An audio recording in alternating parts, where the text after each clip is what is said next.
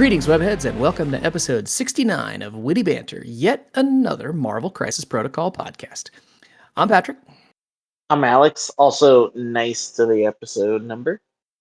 69, dude! And I am completely sober for this episode. Motherfucker. You know, we're coming out of the gates hot, webheads. Here we go. You should expect this. We are here to help you get better at and have more fun with your Crisis Protocol. So we're kind of living in, you know, we got the big Christmas present last week with the upgrades. So we thought, okay, we'll have plenty of time. We'll just kind of lock in, figure out what we got. And then AMG decided, nah, I mean, 4 days is not nearly enough time to relax. Here's Onslaught. So we're going to go over Onslaught, and then we're going to give you a little bit of, you know, we hot taked it with Will from House Party Protocol. So now the takes have kind of cooled off a little bit. We put the pie on the windowsill and let it settle so it can be really good. And so now we're going to give you a little bit more of that information. But little business first. We do have a new patron to thank. So Jonah, welcome to the neighborhood. Thanks for joining us as a patron on the Spider Friend level. Jonah, as a benefit to being a patron, in addition to getting to come into the Discord and hang out with us, also was the first one to get our spiffy new objective tokens with the spotlights on them. So pictures of them are up on the socials, so you can take a look at that. So Jonah, thanks for joining us. If you'd like to be able to get your hands on one of those, just got to go to patreon.com/wittybantercast. If you join us for $5, you get a chance to get those objective tokens. Even if you join us for just $1, we let you into the Patreon. You can come and we let you into the Discord, so you can come and hang out and we can chat and we can have some fun together. So we'd like you to do that. Even if you can't do that, we appreciate everybody who's listening, and we really do. And if you can follow us on Spotify or on Apple, that makes a big difference in teaching the algorithm how to find us and helping more people get into the neighborhood. And so we'd really appreciate it if you can do that. We appreciate it so much that we've got kind of a new thing to hang out.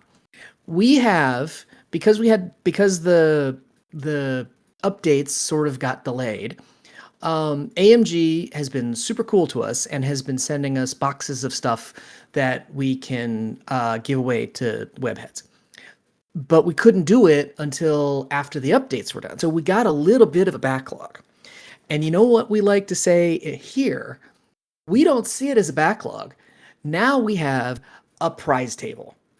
Everybody who's been to an event, you know what that means. You go to the event, at the end of the event, you either you win the event or you win a raffle, and you get to pick from the prize table. We have 8 boxes of prize table stuff that we're going to be giving away. And rather than just kind of dole them out box by box, what we're going to do is we are just going to put a list of it out there. We're going to, starting with the next episode, every episode, we're going to have a drawing winner. And the drawing winner gets to pick from the prize table. So right now, I'm going into the boxes. So our prize table right now, we have the Asgardian starter set. We have the Shield affiliation pack, with Nick Jr., Hawkeye, and Agent Widow. We have the Winter Guard affiliation pack, Crimson Dynamo, Red Guardian, Ursa Major, and Darkstar. We have the hard to hit character pack, Namor, Black Panther, Chosen of Bass, Shang-Chi, and Silver Sable. We have the Uncanny Telepaths and Telekinetics pack, Jean Grey, Emma Frost, Psylocke, and Professor Xavier. We have the members of the Brotherhood, Blob, Quicksilver, Scarlet Witch, and Pyro. We have the Criminal Underworld, Shadowlands, Daredevil, and Elektra, and Claw. And we have Avengers, Brain and Brawn, Hulk, Hulkbuster, Vision, and Winter Soldier. So all of those are on the table. Whoever wins the next drawing gets to pick the first one. Then we'll do the next episode, we'll pick another one.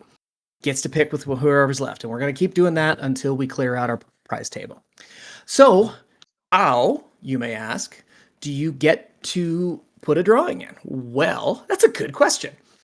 There's a number of different ways. If you are part of the Patreon, you have an entry.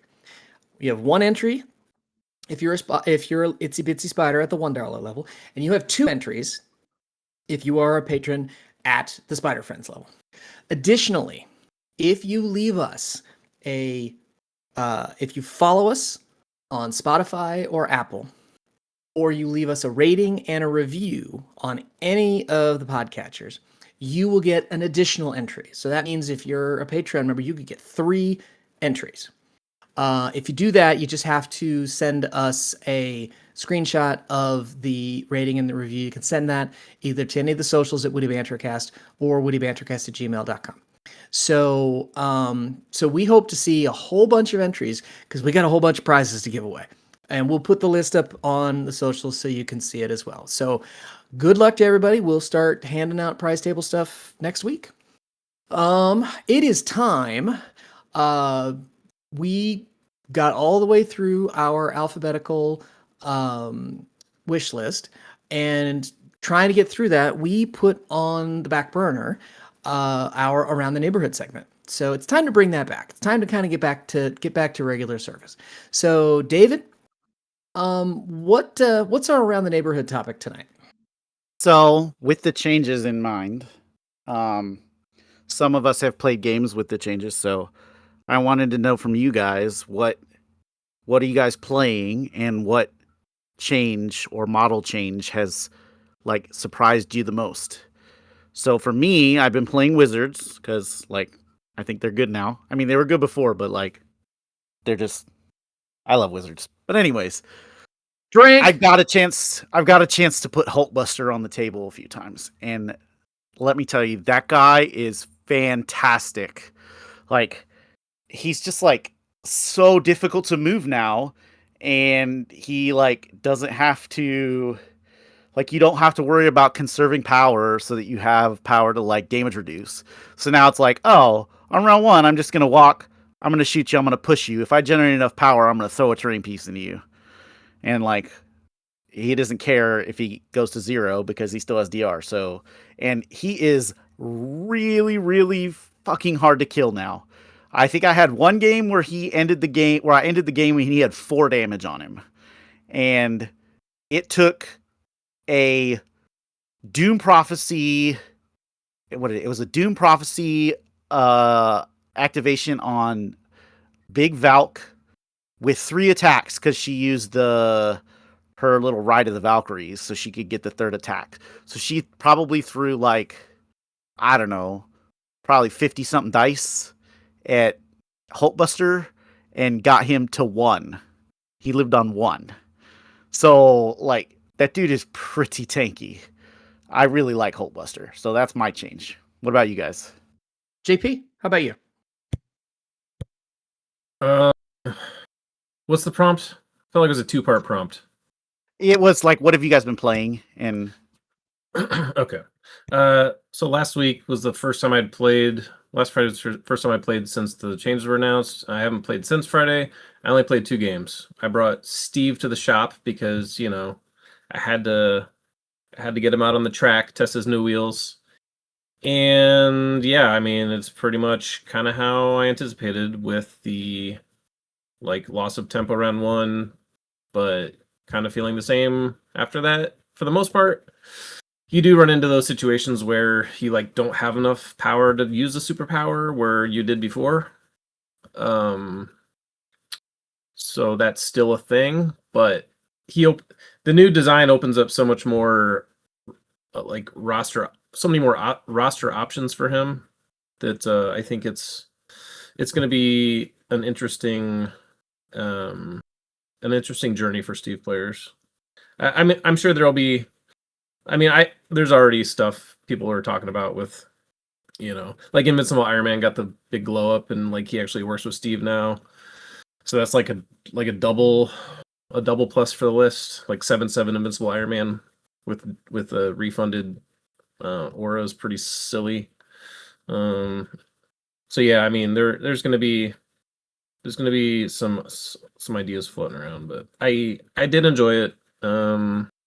I obviously don't have the list dialed in, but Well, and What I are you gonna ask? assume with like Invincible Iron Man, right?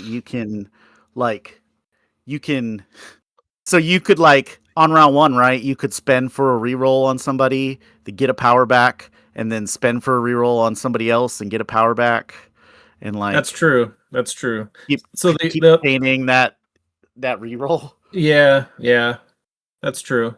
That's definitely map dependent. I was playing all pay to flips except for um I wasn't running meteors because I wasn't like super confident. I was still thinking I was gonna play like a scenario list, but I think I Mhm. might try adding meteors. I don't know. There's so many things to play with though. I don't even know if I'm gonna stick with Steve because like once I lock into like an affiliation, I kind of like to just tune the list for months, and I don't know if I want that to be in that headspace yet. I was just taking them out for a test drive.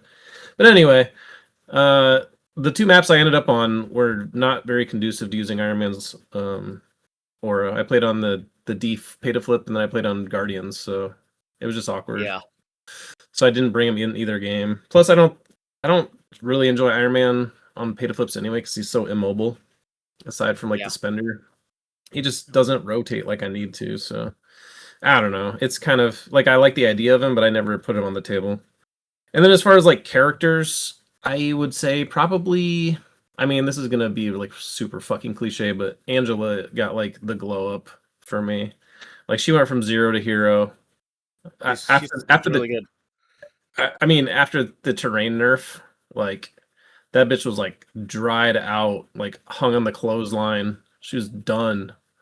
Uh, but now like she's pretty good. She's not OP, but She's man, like she's really good. She's really good.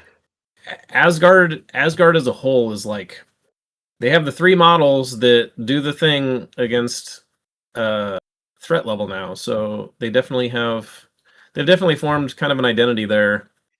Um Angela's particularly impressive or um threatening, I guess, depending on how you're looking at it, because she has like so many affiliations that are like valid, right? Yeah. She not only does she have Asgard, but like Guardians are still good, and like I mean Angela and Guardians is pretty good, and then like with She-Hulk and like special delivery and stuff, she's really good. Like I don't know, man, Mhm. we're gonna be seeing a lot of She's Angela, very good. I think. It's I If I gonna be wasn't she's if I wasn't she's all if I she's pretty wasn't all nuts. bought in on Sentinels, I'd be going back to Guardians and playing Angela again. Alex, how about you? I've got my Hydra. I busted them back out. Omega Red's looking really good, and like Omega Red, I feel is pretty good with trucker leadership. I haven't put Viper on the table yet, and turns out like both games I played Friday because I'm in the same boat as JP. I've only played 2 games and I've only played Friday. But turns out like if I put Viper on the table, I may have won both of those games. So I should probably put her on the table. Yeah, Omega Red's my guy too. He's my fourth red addition into a Bastion list. You put him in with with the Big Prime and with the Mark IVs, and just everybody's getting pulled off everything. All right, webheads, what do you think? Who's been your superstars since the list came out? Let us know. It's already a question up on the Discord, so if you're in the Discord, you can answer that, or we'd love to hear it on the socials, Witty Bantercast, or email us at wittybantercast@gmail.com. All right, so now let's get into the new hotness. We have, AMG decided that we needed to have something else to chew on, so we got the full panel to play for Onslaught, and I think we can all agree that the model is pretty ridiculous. And any kind of initial thoughts just on what that guy's going to look like on the table? he's gonna look freaking awesome. I mean, we saw him at Adepticon. It Yeah. helps to have a That model is sick ass awesome. paint job, but I mean that Adepticon model looks so disgustingly good. I saw Jonathan Hose on Facebook too, because Jonathan got an early copy of Onslaught somehow. Hint hint AMG. But he painted him up really well too. Yeah, he's gonna That look awesome. Onslaught model Yeah, that is probably one of their more impressive models that they've done. That is, oh, it's so good. So let's get into his card. So he is Onslaught. He is Max Eisenhardt semicolon Charles Xavier. And I guess from a rule standpoint, does that mean if Yeah, you cannot one play them of on those- the table. So you can't play Magneto. Okay. Well, obviously you can't play Magneto anyway because they're both peerless, but like I guess you couldn't play Right. Chuck either. So you could not put Charles on Xavier on the board with Onslaught, which makes total sense. Absolute lore win, but just making sure. All right. So he is 3 physical, 3 energy, 4 mystic. He is an 8 threat. So he's a chunky boy. I He has- I would say though, with that Uh-huh. part of the rule, I believe Max Eisenhardt and who is it? Exodus. I think they have a card together, which means that he might be able to play Oh. this. Which Okay. that card is kind of interesting in this position because I believe that card says like something like if a model gets attacked that's like lower than I think 4 threat, all the characters that are higher than 4 threat Oh. get a power or something. So like you could Oh, wow. use that to give Onslaught power. Give Onslaught a power. Well, Yes. he's definitely But I then don't you're think you playing can play that Onslaught card. and Exodus. You don't think so? Ooh. Why? Because is it No, because I think it's a Brotherhood card. is Yeah, it a it's a Brotherhood Brotherhood card? Okay. Oh. Yeah, Okay. you Then can't never play mind. it. Can't play Okay. it. But if there was a Alright. card that existed, Yeah. you could. All right. He is 8 health on his front. He has 9 health on his back. 8 threat. He is size 5 and he moves medium. David, initial thoughts on Onslaught's statistics? I mean, if you look at these statistics, like for an 8 threat, it's not great, right? Like 334, like 8 health. It comes off It's exactly sketchy. like Thanos, double gem Thanos, Yeah. right? Yeah, it does. It does. And, I mean, he and does he's have got help- Thanos' thing, but we'll talk about that. Yeah, he's got help on his Um, card, so there's more to that. But as far as his stats go, like, yeah, it's basically that. I do like the fact that he is size 5 because there is not Mhm. a lot of things that can move size 5 in the game, so that's good for him. Red Skull 2 Um, can now. Yeah, Red Skull 2 can push him. Yeah. You know who else moves size Um, 5? Onslaught, bitch. The mirror, the Onslaught mirror match. It's coming. It's coming. All right. Hey, Onslaught has hey, Groot can spender this guy and throw him medium, so can't stagger him though. kinda Oops, crazy. sorry. Spoiler. Yeah. All right. Onslaught has 3 attacks. His first attack is a physical attack, strike. Range 2, 7 dice. Power equal to damage dealt. On a crit wild, before damage is dealt, the character may throw the defender short. He has a mystic attack, Mind Spike. Range 3, 8 dice, 1 power. After the attack is resolved, advance the defender short. And then his spender is Atomic Singularity. It is an energy attack. Range 4, 8 dice, 6 power. After the attack is resolved, the defender and each other character within 2 of it suffer 2 damage. JP, what do we think of Onslaught's attack suite? I think his attacks are really good. Like a 7 dice builder is the best builder we have, I think. Like, I guess there's some that are slightly better probably because like they have a different typing. Like physical typing isn't the best, but and the trigger on it is fine. Like it's a really powerful effect. I wish the double trigger wasn't so hard to hit. Maybe they could have done like wild hit or crit hit or something. Crit wild is just a little difficult, but I mean, given the way that they've been treating their kaijus in the game, I'm not surprised. Crit wild on 7 dice is 39.64%. Yeah. The mystic attack is really crazy. Like eight dice mystic, and you get to advance them. Range yeah, it's 3 is auto tune, no trigger. Super good. It's good. And then the spender's kind of bonkers. Like two auto damage. Like it's like getting Jane's thing.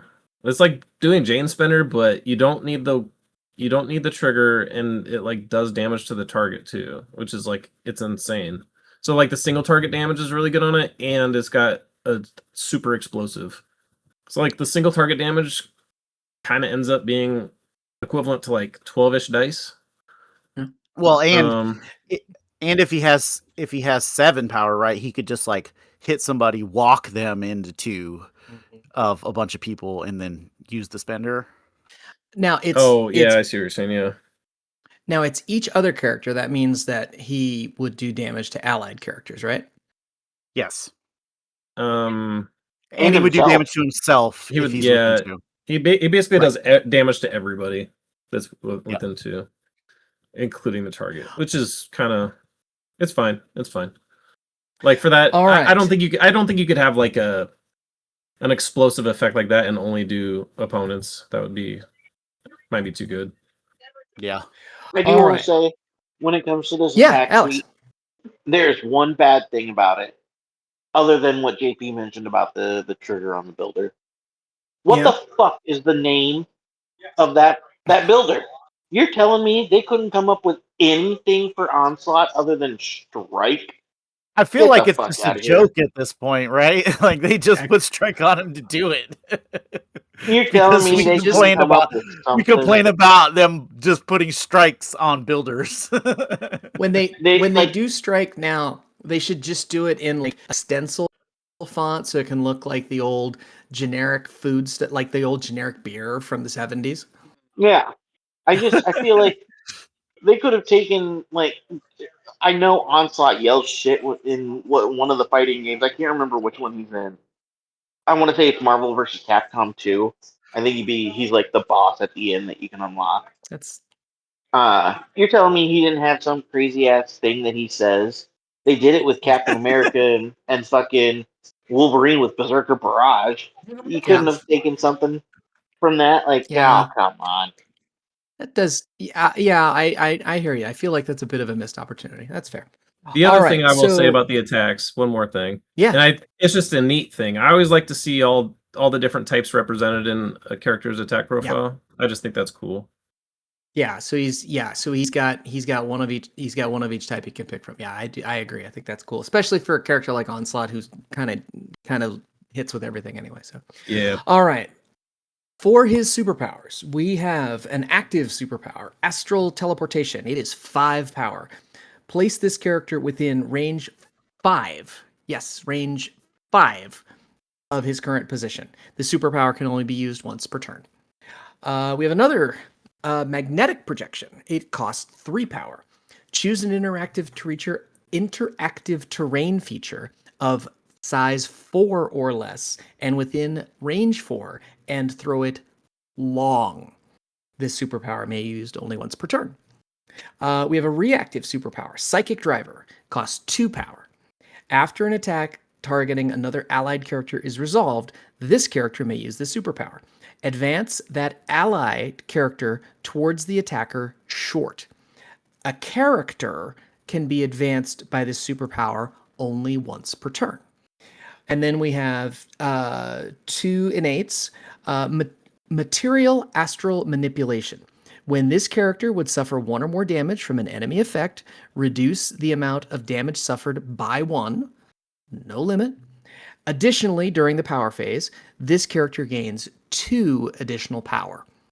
Onslaught has flight. He is immune to bleed, stagger, and stun, and he is peerless.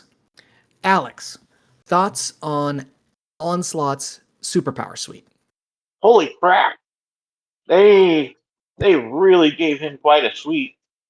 I really like that teleport, but boy, it's gonna get used once, maybe twice a game. I don't know if I can say it's the best teleport or like the best place in the game, but it's really good for what it is. Or at least I think it's good. The terrain throw, I think it's the best terrain throw in the game. Just for what it does. Now, granted, it does cost 3 power. It's a little expensive. The But fact that it's within 4 is kind of crazy. Huge. And it's throw long. it. It's a long throw. Throw it long. Good gosh. Is quite a distance that dude's covering with a throw. And then I do like his move allies when they get hit. I think that's pretty neat. I like his superpower suite. It makes sense why his leadership is what it is, because this dude's gonna be power star like crazy. Yeah. Well, it's like you're a professional setting up a transition, Alex. I appreciate that very much. Onslaught's leadership is mass mind control, affiliation Onslaught's grip. If Onslaught is included in a squad, that squad is affiliated with Onslaught's grip and must use this leadership. When another allied character is dazed or KO'd by an enemy effect, this character gains power equal to its threat. David, what do we think of the leadership? I honestly, I don't think it's great. I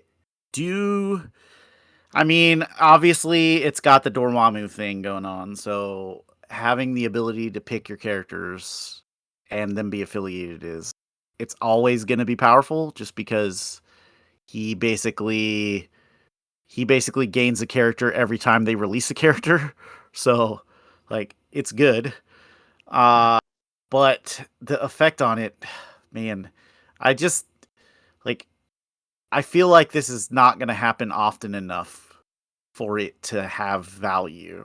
And like there's other issues too with it, right? Like if he gets dazed, he can't gain power. So like if he loses another character, then he just doesn't get the trigger, which could be bad. And it like, or if he's at 10 power, like if he's at max power and somebody gets dazed, he doesn't get power for it. So like that's not great either. So I think that, I mean, obviously it'll happen, and it kind of incentivizes you to bring like less tanky characters, but like bringing less tanky characters means they're gonna die, which means like you're gonna have less characters. So it's like, how do you score? Especially when you're So starting I at don't- 8 threat. Yeah. Now there are some there are characters out there that I think are pretty good with this. Like I think Honey Badger is excellent with this leadership because she's cheap. She's it's not like she's exactly tanky, right? She has taunt, so you can like kind of force people to attack her anyway and kill her so that you can get power, which is kind of cool. The other thing is that he has that superpower that like advances characters. So like, you know, like somebody hits Honey Badger, now she walks towards them, now she can taunt. So like it's kind of like you can see that there's some synergy there with the like taunt and like bodyguard type characters. So I think Okoye is also an excellent choice here too, right? Because she's a 2 threat and she can bodyguard. Like there could be a world where you play Onslaught and all you do is you play all these characters with like redirects. So you play like Honey Badger, you play like Okoye, you play like Venom, right? Because like Venom, like you're basically giving Venom free warpath, and he already comes with lethal protector.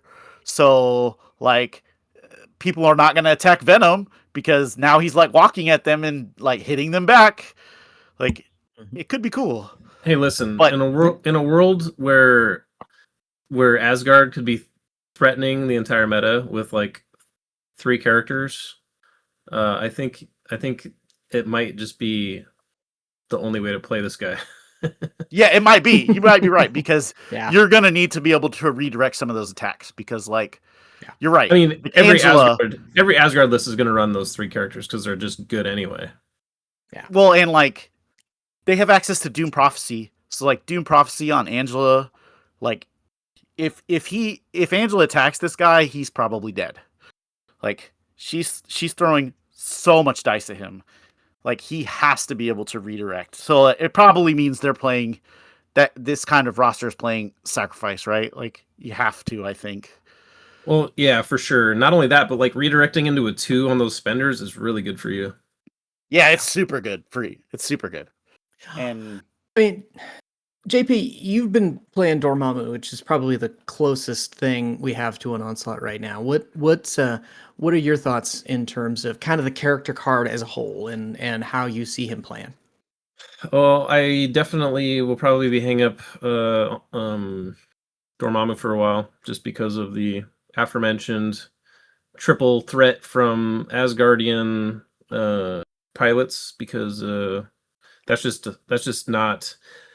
I mean, I was already running into it a little bit against Asgard with Valk and Warriors 3, but stack Angela on there, and it's just like, man, it's not even like Angela. Her spender is like them getting to use Warriors 3 and Valk at the same time to spender you, almost. Yeah. It's just like it adds more than 50%. Like you think like two plus one, that's like a 50% increase, but like Angela, man, that cleave is like that's a whole nother ball game. That's like a whole thing. Like even I mean like she can cleave into a different target too. So man, it's just gonna be a fucking nightmare. I had a game into Angela where I was playing with Wanda and Strange, and my opponent put a spender into Wanda, did some damage, bounced it into Strange. Or no, bounced it into Wong. Bounced the builder into Wong. Did like 3 points of damage, didn't daze him. Then went back and spendered Wanda again. And then you said put the builder back. Builder? What do you mean builder?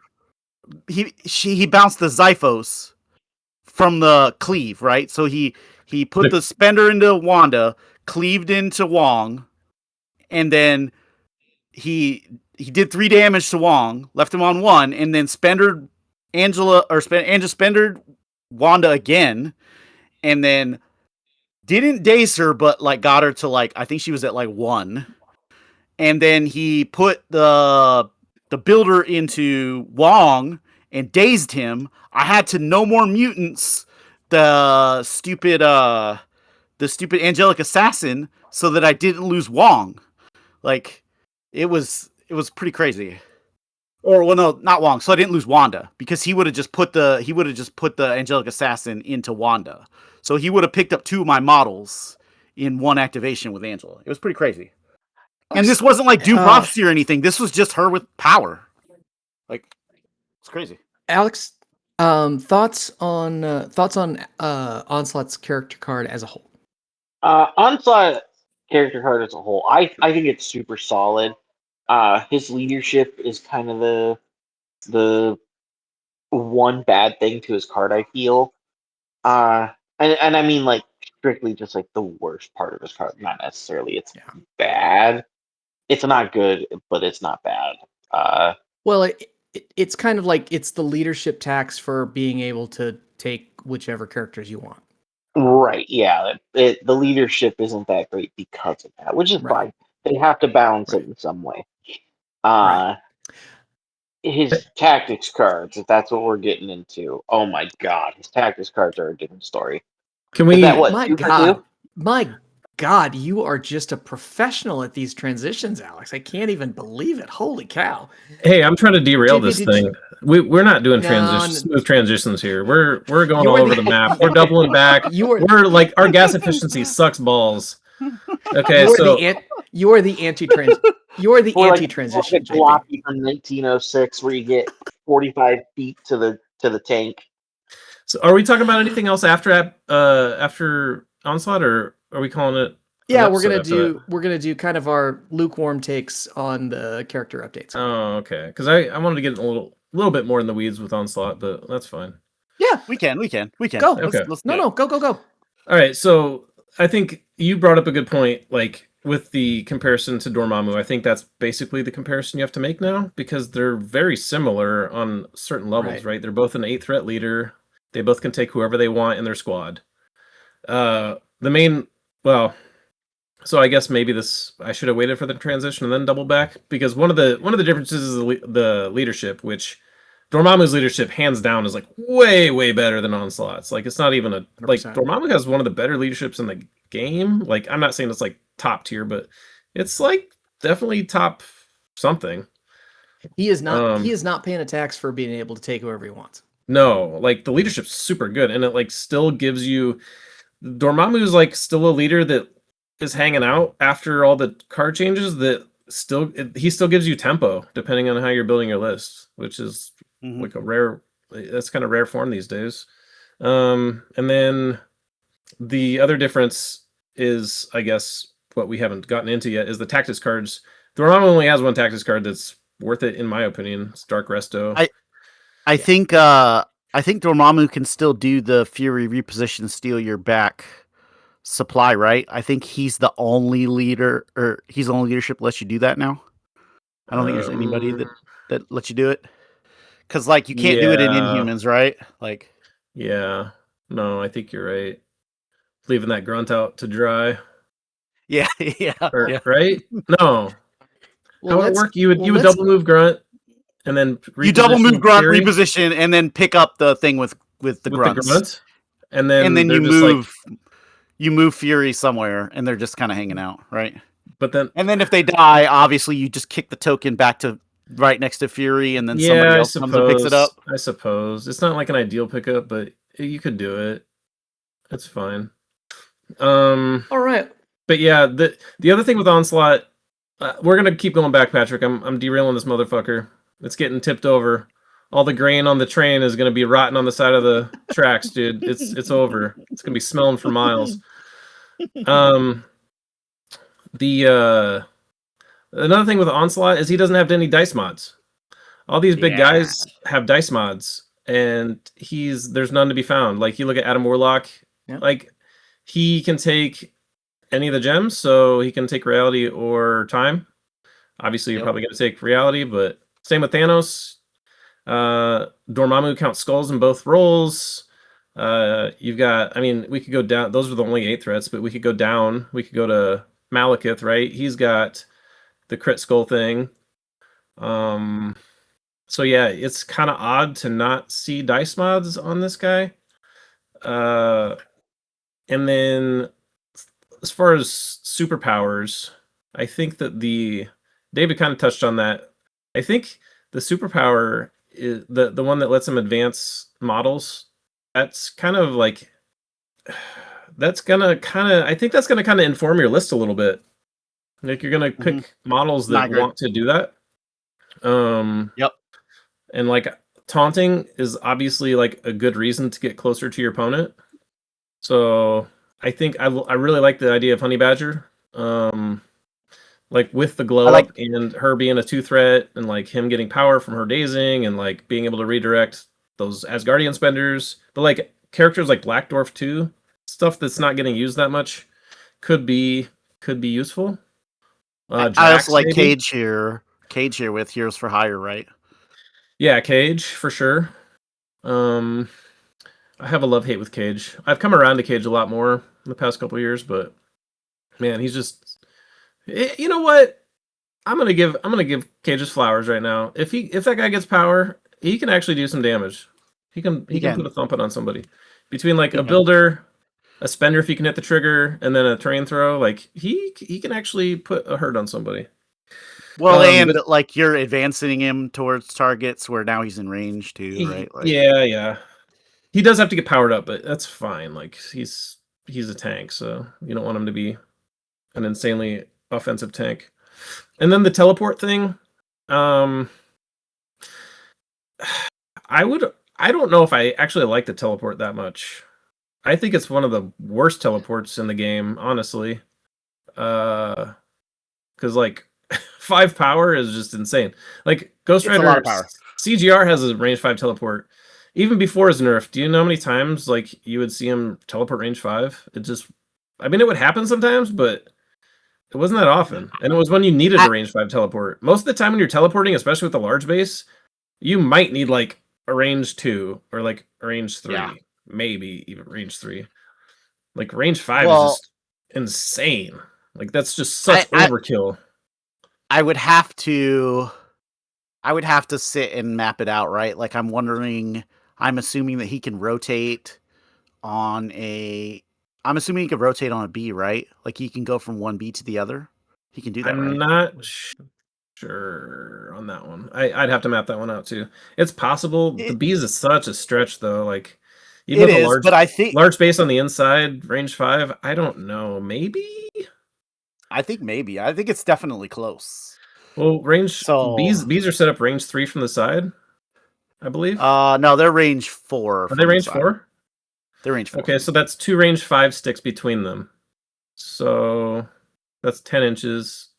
He sets up an inch on the inside. His base is approximately 3 inches, so that's 4 inches, and then 4 inches on the other side. So you need another 2 inches. Maybe my math's bad. Well, I guess you center the objectives too, so that gives you another inch. So I think he might be short an inch, and then an inch and change because his base isn't quite 3 inches. But that's just back in napkin math without looking at shit. So I could be totally off. Yeah, I'd have to look at it on the actual map. It would definitely inform your playstyle with them too, and like the maps you pick to put in your pool. Like, okay, I've got a range 5 place. Like, how can I leverage this on the map? Like at an opportune time. Like, it is definitely worth a consideration. Not to look at it as like a spammable tool, but more as like a mid-game decision point. Yeah, I mean, it basically becomes like a big ass model. It basically becomes like an Astrid M or a yeah, exactly. That you don't have to take a tactics card for. Yeah. And that was the other thing I was going to say about his leadership. Like, it does suck. I don't think it's good. Dormammu's is way better, but consolation prize, you don't have to take a tactics card for it. Which, I mean, I say that half jokingly, but it is true. Like, Drax's leadership is fucking dog shit too, but you have to take a tactics card for that to be able to pick your squad. At least this, you get like your full 5 still. That's fair. Same with Mephisto, right? Yeah.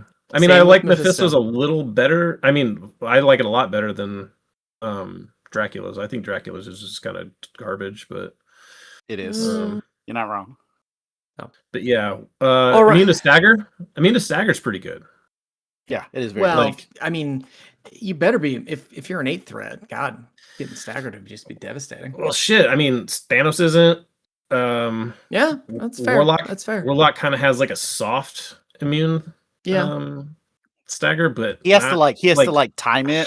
It's the timing's weird on it. Yeah, the timing's super weird because it's like you need to hit the exact, like if he's got like shock or something, it's like, okay, I'm gonna get rid of this shit eventually, or like hex or something. Like it'll come a time when I don't have to use an action to shake it, and I'm just gonna like use the gem to do it. But with Stagger, it's like, okay, you need to clear this before he activates, or like it's it. Yep. That's the timing on it.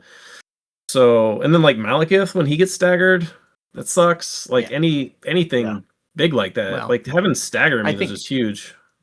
I think we have conclusively established that AMG hates Malekith. Yeah, fuck that guy. Bury him next to Old Yeller in the back. It's over.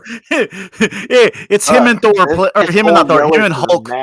It's him and Hulk playing in the corner now. Malekith. Yeah, I don't know. I mean, there's been points of time where the Hulk hate they're high fiving each other.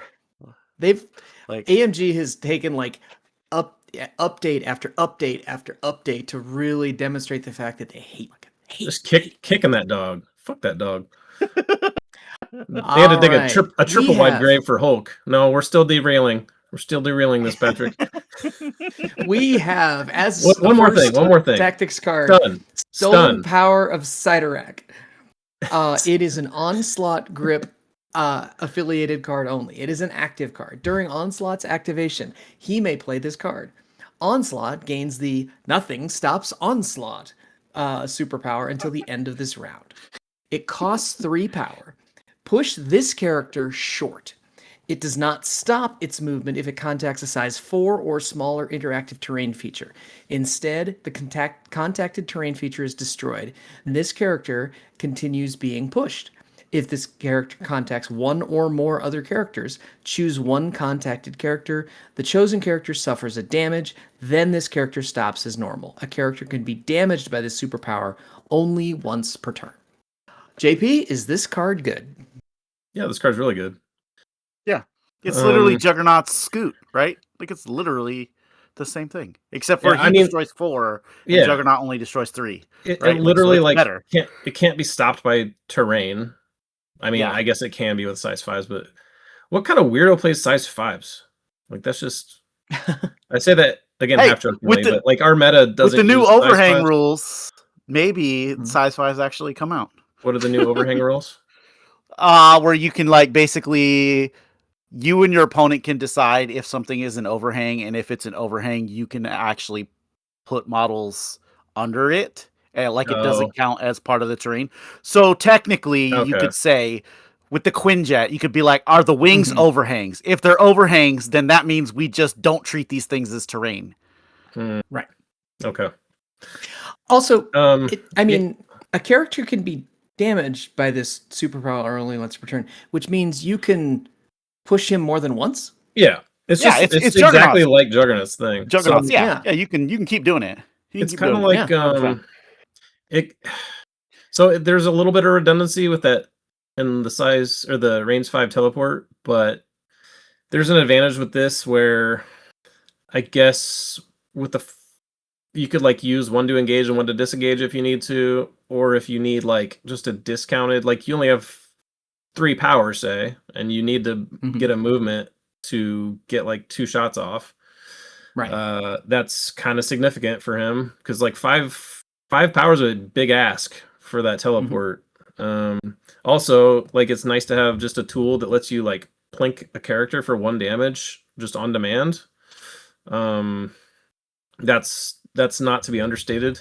Like plenty of alive on ones where you're like, shit, I need one more thing, but I just can't do it. It doesn't take an action, right? So like he can throw 2 attacks and a terrain throw and just like plink somebody for 1. So Well, it gives him a and little bit of threat extension. the other thing about this too is, right, like if you combine this, like if he has a ton of power, obviously, you combine this with his spender, and now you have 3 automatic damage to something, which is like there's a lot of times where you're like, oh, this character has 3 damage on it. Like, how can I kill this? Yeah, for sure. I can fix that. The threat extension is All right. definitely real. I like this card. Next card is Xavier Protocols. It is another Onslaught grip affiliation card. It is reactive. During the power phase, Onslaught may pay 2 power to play this card. Until the end of this round, when Onslaught is attacking or defending, the enemy character cannot modify its dice. Alex, is this card good? Phenomenal. 2 power to stop your opponent from being able to reroll the entire round. I think that's fantastic. I think it's really good. And then your opponent, it's when Onslaught's attacking too, right? Yep. Yeah. Yeah, so your opponent just doesn't get to reroll dice when interacting with or being interacted by Onslaught. That's so fucking good. For an entire round. That's so good. Can you reread it one more time? During the power phase, Onslaught may spend 2 to play this card until the end of this round. When Onslaught is attacking or defending, the enemy character cannot modify its dice. The enemy character cannot modify its dice. Right. What is that? Is So that weird no wording cover to you for you. guys?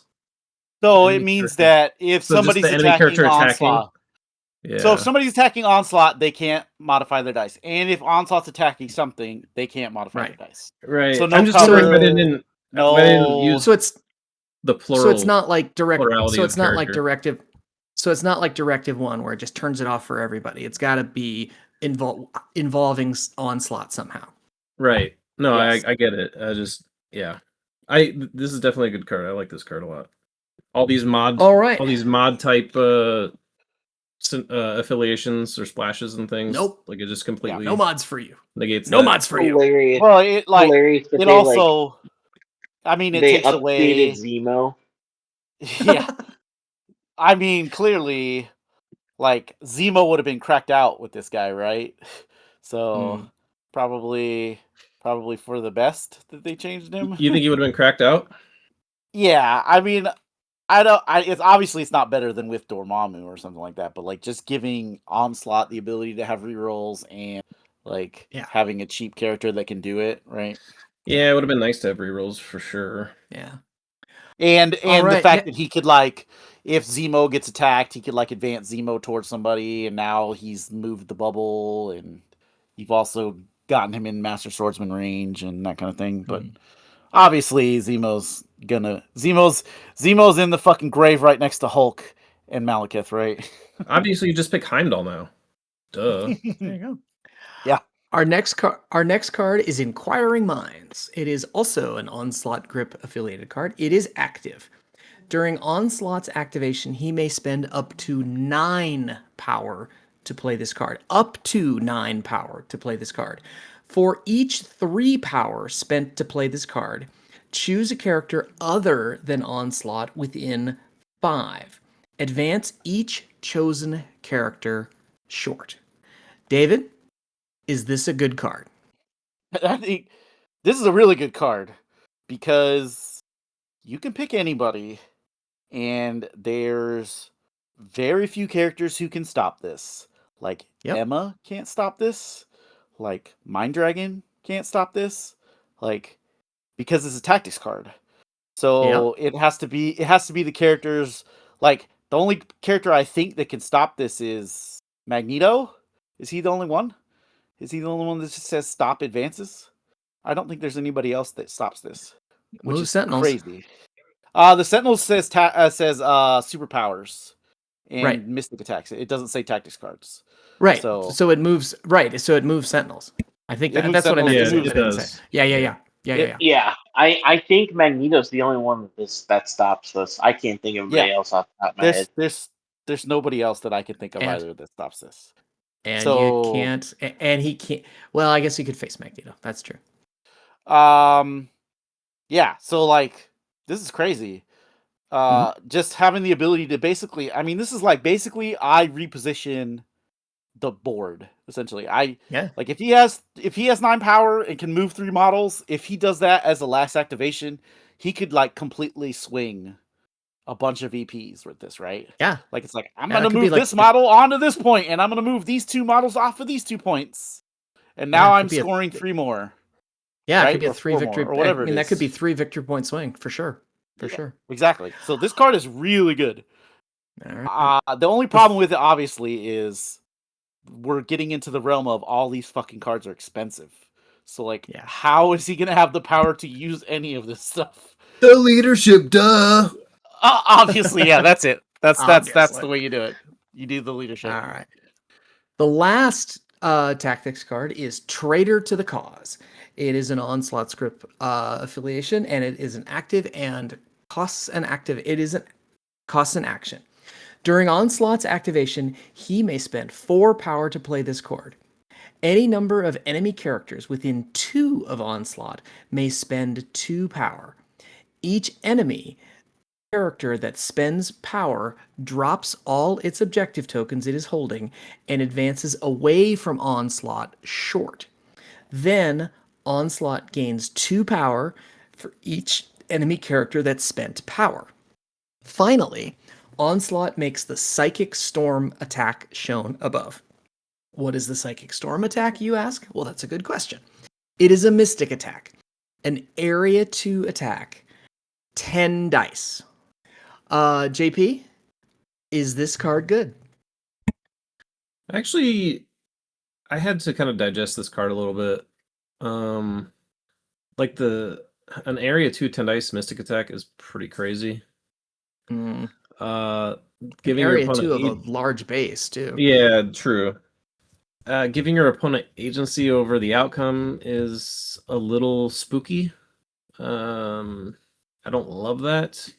However, the 2 options aren't great for them unless they are not holding objectives. And then it's kind of just an easy out. Like for... Well, they also got to have 2 power, right? Like if they don't have 2 power. Yeah, but he has to have 4 power. That's true. That's true, yeah. All of those things have to work together, right? Right. So, yeah, it's weird. It's kind of... I kind of look at it as like a way to pressure extract holders. Mm-hmm. Like that's like the main use for this card is just like get them on a couple extract holders, and just like let it rip. Well, and then also see what they do, and hope. you Well, can also that you can and also go ahead, dude. you can also use it to pressure secures, right? Because they have to move off of a secure if they want Right. to advance. Sure. I Out mean, of it? it goes hand in hand with the extract, but well, I see what you're saying. Even if they're not holding an extract, yeah, that's exactly. true. That's true. I don't hate that. Yeah, This is a weird card though. It is a very weird card. It's gonna take a little bit for me to actually wrap my head around and maybe like some table time with it.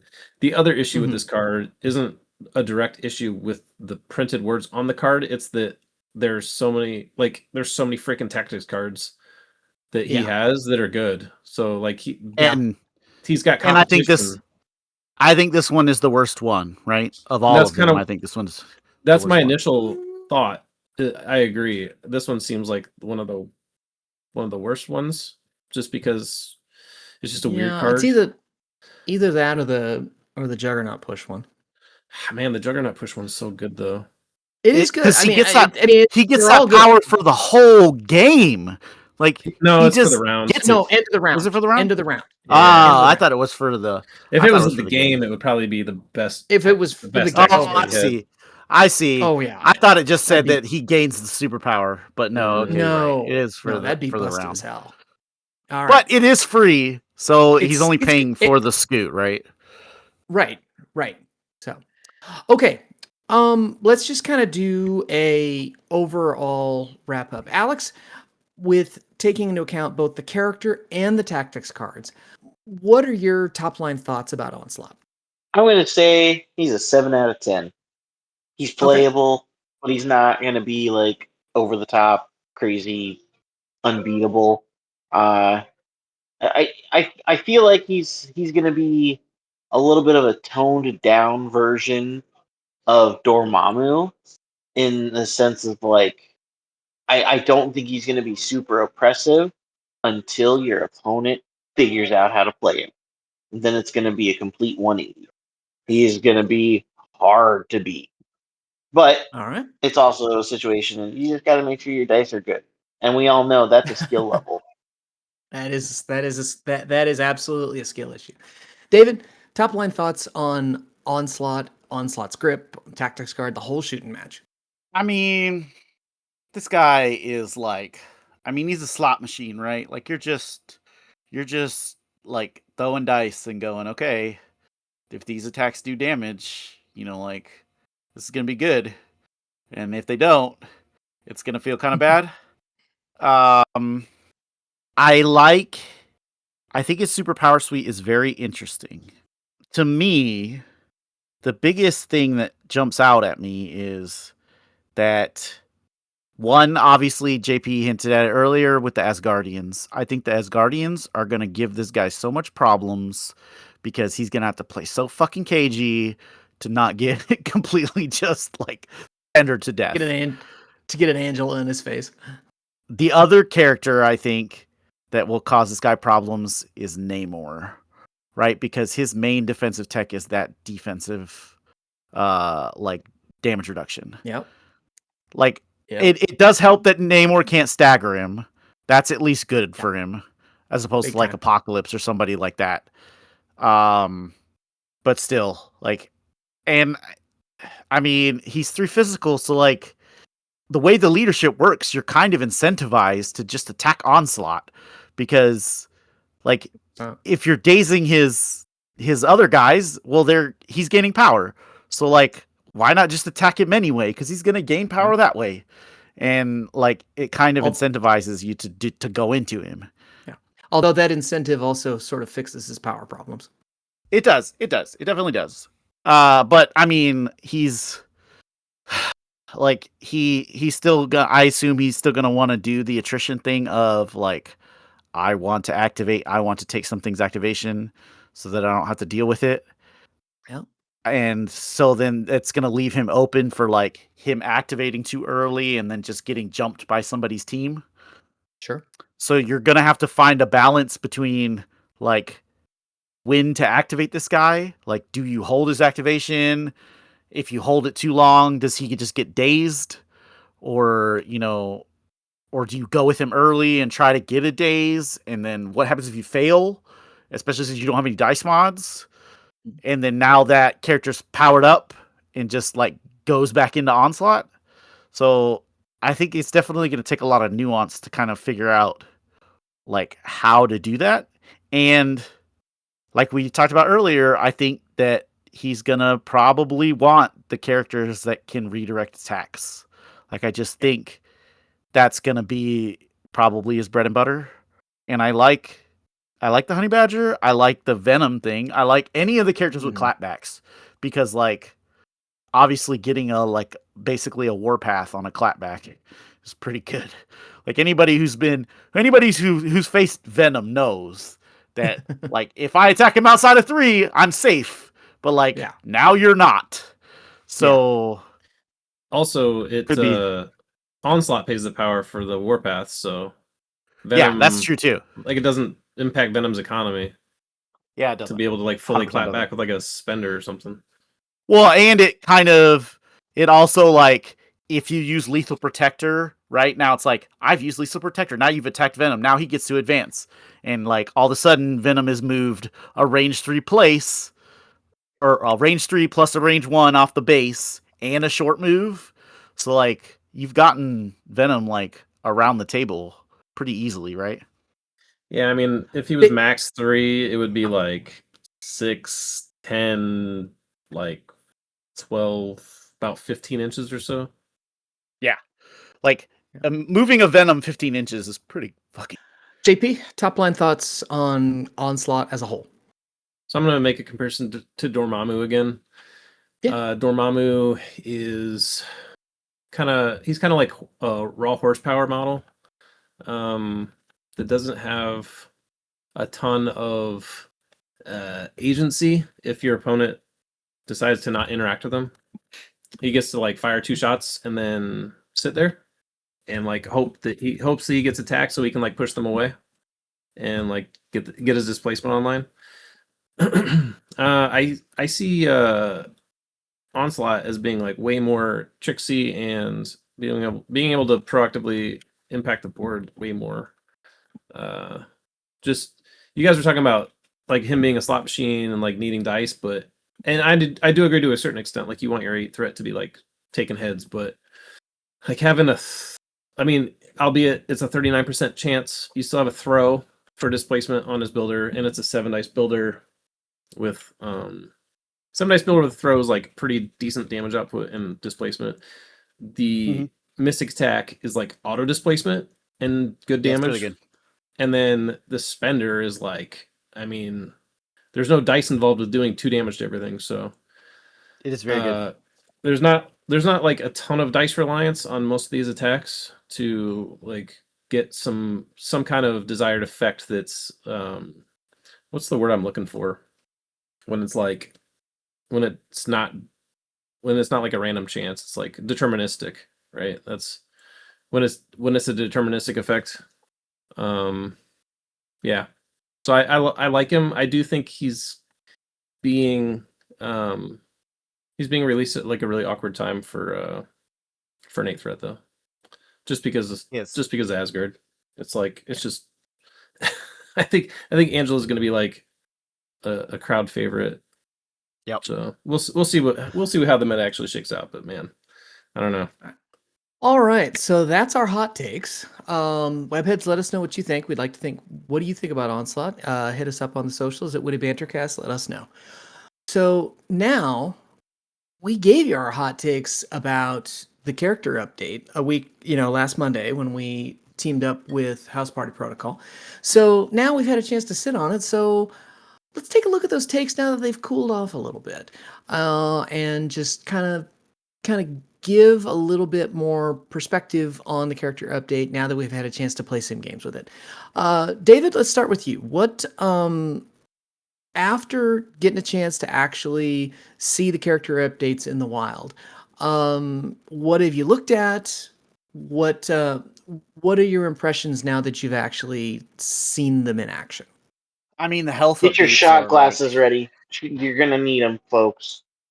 The health updates, like, I mean, we obviously in our previous episode, we alluded to the fact that we thought that more characters were going to be like alive on one, and I mean that is like definitely the case. There's a lot more times where it's like, oh, this character's alive on one. Crap, what do I do here? I don't know if that's like just weird, like just how it is, or if it's like maybe AMG has some super master spreadsheet where they figured out exactly like if I've got a 5 dice attack and this is how much damage it's projected to do to exactly this number, and they figured, okay, we're going to make these health pools this number. I don't know if it's that or if it's just the way the game is, or maybe I'm noticing it more than I was previously. Well, that was part of my point, but my other point was like the old Alive on 1 is the new Alive on 3. Yeah, exactly. Yeah. And then you have an Alive on 2 that didn't even exist before, which is like the old dead, and then Alive on 1 is like the old dead plus 1 damage. So it's like not only do you have like more health pool to like land on something that's not dead, but I think you're probably seeing Alive on 1 more because, well, I guess it kind of goes hand in hand with this point, is because that person would have just been dead before, whereas like now they're alive on 1. Like you have more math to play with as far as like health to like not be dead. Well, I think that makes sense with like the way the dice pools work. Yeah. Like, well, the other thing I've noticed too is that, like, for example, Clea, right? So Clea is 7-6 now. I am way less concerned about trying to keep Clea alive. Because now I'm like, I want to take damage. I want you to give me power so I can do some stuff. Because I have 7 health. I know you're probably not going to one-shot me. So now I'm like, okay, I'm going to put Clea right here and I'm going to see if you attack me. Because if you attack me, now I have power to do my stuff. So I feel like you're kind of incentivized to, like, you can risk some of these characters where you're like, you know what? I'm okay with backdiving you now and stealing your objective. Because it's like with Miles. Like, one of the things I've noticed immediately about Miles is like, I'm going to go backdive your objective now. Deal with Miles. Because you probably aren't going to be able to. And he has 7 health. So it's like, you're not going to daze him. Like, and then he's going to activate with a bunch of power and like web swing away and go do other shit. So like, I think it's interesting that it kind of makes you less concerned about trying to keep a character alive and more concerned about trying to force interactions with the character, right? So you're like, I got plenty of health. Okay, I don't have to activate you right now. Or, you know, I can backdive you with this guy, or I can put this guy in the middle of the table and go, okay, let's see if you attack me, and now I'll have power to do stuff. Which I think is very cool, and I think it makes the game feel better. I mean, I know Shika said it before, like, more power means better games, right? Like, that's like when people have power to do stuff, they do their cool stuff. And so I think that's what I've noticed is that the health changes kind of made it just that little bit less. You're just like, because like before when Clea was like 5 health, right? Back when she was 5-5, you would like, if your opponent walked up with a 5 dice attack, you're like fucking clenching your butthole going like, I hope she doesn't get one shot right now. And she only has 3 health because I took 2 damage from the skulls. Exactly, because I took. I guess that was before she had max or the cap on the skulls. So yeah, so she could take a bunch of damage potentially, right? Yeah. But it just feels better to have this, and that, like, speaking of Clea, the other thing I noticed was that now I don't use her like thing where she takes damage. Like, I'm more likely to just go, okay, I'm going to hold her activation, hope she gets attacked. if she does get attacked, now I have power, so now I can just like double gain her and throw something or whatever, and it's good for her. So it's kind of, I don't know. The health pool's just feels better, I guess. I don't know what other way to describe it. I'm gonna TLDR what you just said because it is a good point.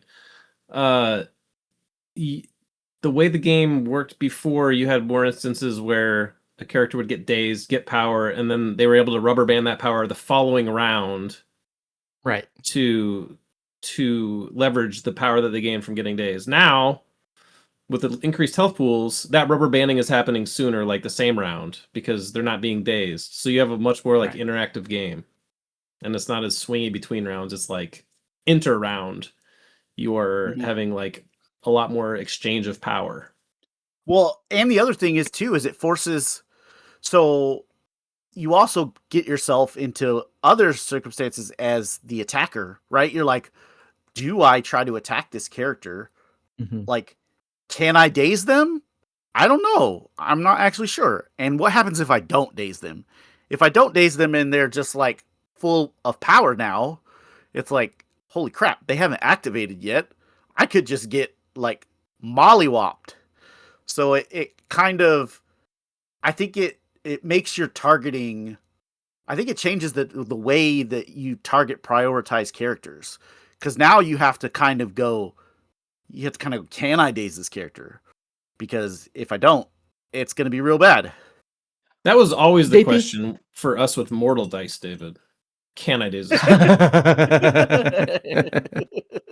And if it was playing against you, the answer was probably no.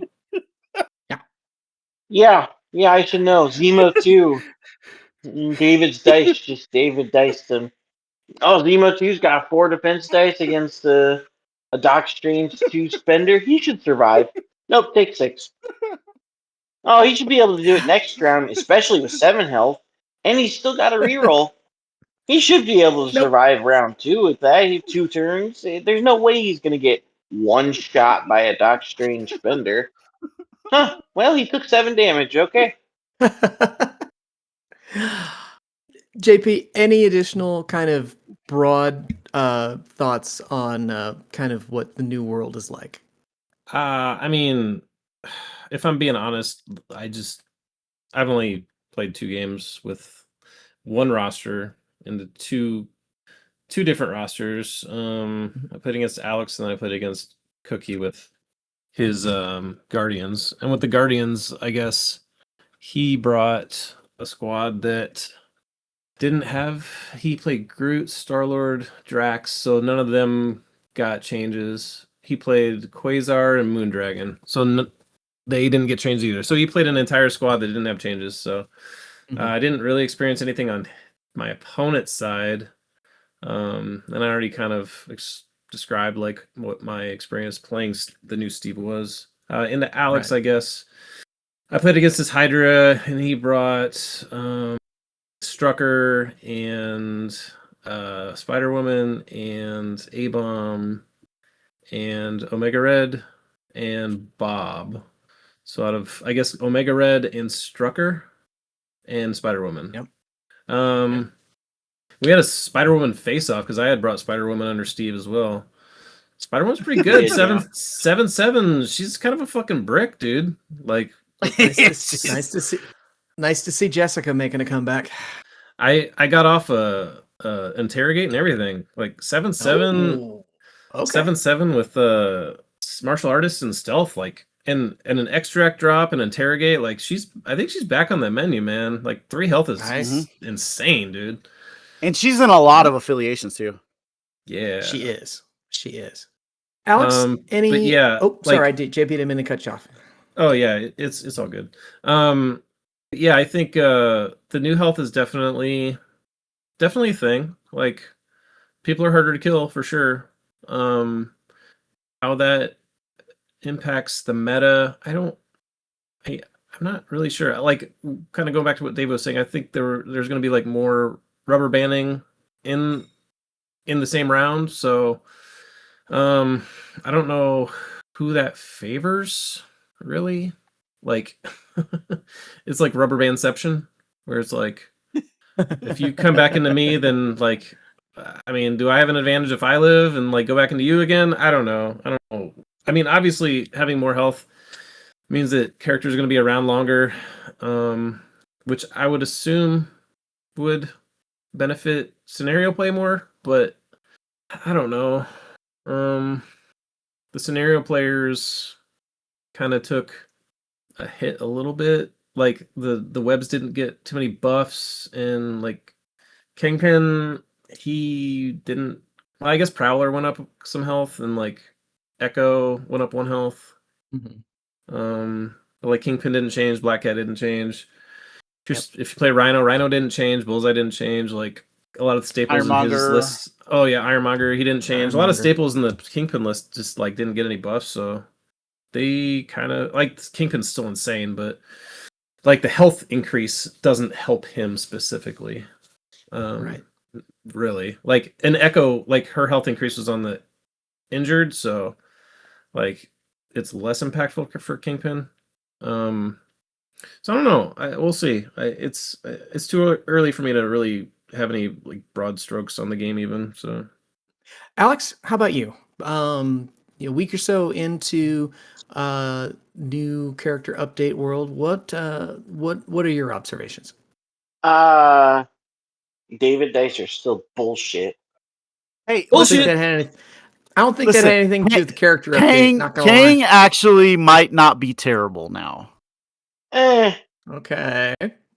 No, he got dropped for Red Skull 2 again. He's still bad. That feels like we're back. That feels like we're back to a hot take, but okay. I would like to will that into existence. I want Kang to be good. No, he's still bad. He got dropped for Red Skull 2. That throw of his going to 2 power is pretty good. Like, yeah, it's good. Yeah, it is. But also like Red Skull 2 is still just better. Yeah, probably. So, okay. To be 100% honest, I'm just like, I would just end up mirroring both David and JP. I have only gotten 2 games in with the new stuff, so I can't really say if I have too much of a take. Other than I'm excited. Yeah. Well, I've only got 1 game in, but it kind of went exactly the way I thought it would, because I thought when everything came out, it's like attrition-based teams are just going to have a harder time, and I played my Sentinels into Mighty Avengers, and I lost track of how many MCP specials I had. It was, oh, you're alive on 1. Oh, you're alive on 1. Oh, you're alive on 1. Super. So I still think, attrition-based rosters are just going to have to really play attrition smarter. I mean, I still think attrition's a thing, but you can't just you can't just be, okay, go murder. You really have to play the game better, which I guess is probably another net positive for the game itself. Well, I think that the old like, I'm gonna have prio, I'm gonna daze a character, I'm gonna take its activation, then I'm gonna KO it at the top of the next round. I think that kind of thing, I just think is going to be very difficult. And so I think it's going to be a lot more of like kind of timing when you want to daze or KO something. And whether it's like, I'm going to put a couple attacks, kind of feel out how I can do here. And then if I get close to dazing you, then I go for it. But if I don't, then I maybe pivot to something else.